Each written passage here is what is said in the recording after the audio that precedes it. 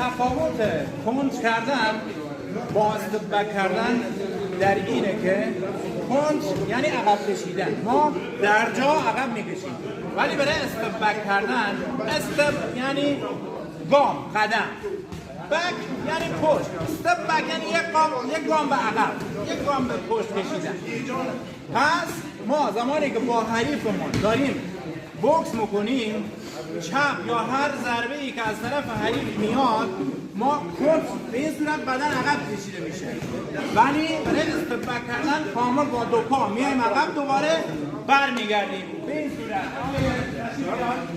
ببین به این صورت زمانی که حریف چپ بزن، این کنج کردنه.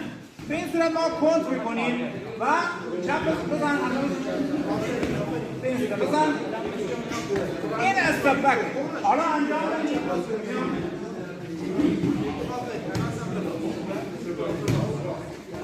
چند